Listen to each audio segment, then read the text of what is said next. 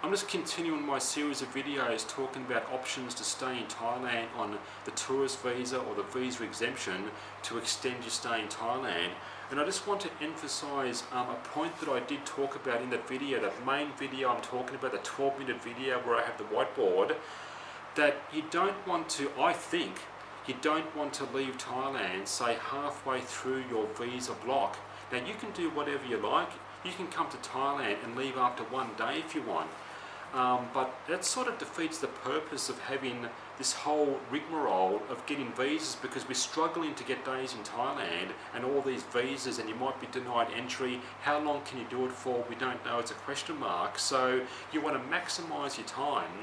And the point that I stressed in the video was that we have to leave Thailand anyway to extend our stay.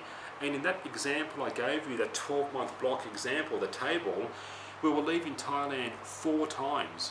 Okay, and what you can do is plan your holidays for the times you have to leave Thailand. Okay, and don't forget, we're leaving Thailand, the 3 things I was talking about very briefly, whether it's the border run, which you can only have 2 times a year, where you cross by land and come back by land and get your 30-day visa exemption stamp.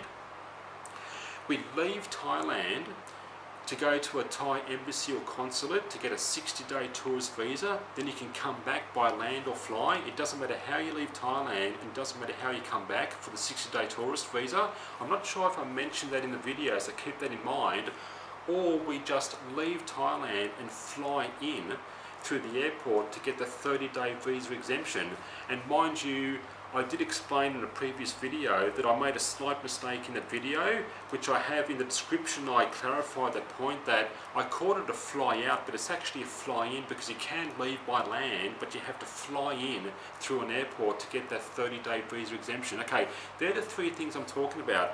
Just back to my main point, that I don't think you want to leave Thailand halfway through a visa, because it defeats the whole purpose. But if you want to see neighbouring countries, then it's a great idea to time any sightseeing or holidays you want to adjoining countries when you have to leave Thailand, because you don't just see your neighbouring countries and sightsee and so forth, but it may help coming back through immigration, because like I said, the more time you spend out of Thailand between your visas, the better. It just looks better. You're not going in and out, in and out. You spend some time out of Thailand and come back in.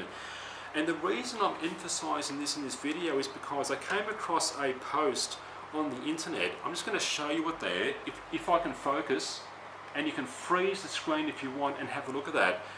This person says, quote, "I have a 1 entry visa, a tourist visa, for 60 days. So he's talking about the 60-day tourist visa. I am now on day 50.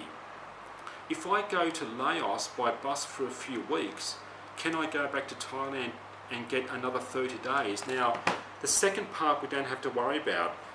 I'm assuming that he realises another thing that I may not have mentioned is, if you do leave Thailand halfway through your visa, you lose that visa. That's the whole point.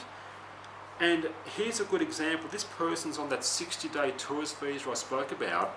He wants to leave on day 50. Now, you can do that if you want, but I don't see why you want to do that, because you have to leave Thailand anyway.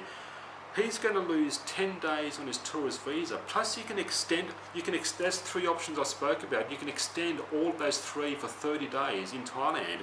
If you extend it the 60 days, you've got 90 days. So he's going to lose not just the 10 days on the visa, but 40 days with the extension. So you can do that if you like, but it defeats the whole purpose. He's going to lose 40 days. Now, if he wants to go to Laos for a few weeks sightseeing, he could have just timed it for when you have to leave Thailand, when the 60-day or the 90 days are up, and you have to leave Thailand to get another visa exemption or a 60-day visa or a border run. Time that holiday for when you leave Thailand. You've got 4 chances in a year. That's my point. Now, you can do what this person's doing if you like, but I think it's stupid. I think you're a fool to do that.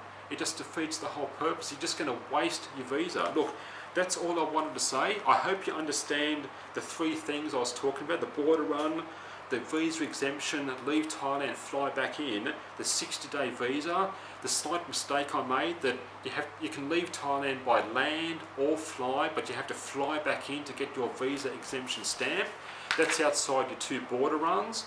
And of course a 60-day visa from an embassy or consulate outside of Thailand. And you want to maximise your time. You don't want to leave halfway through a visa, I think, and that's a good example of someone who is sort of wasting days. So there it is. I hope that makes sense, and I'll see you next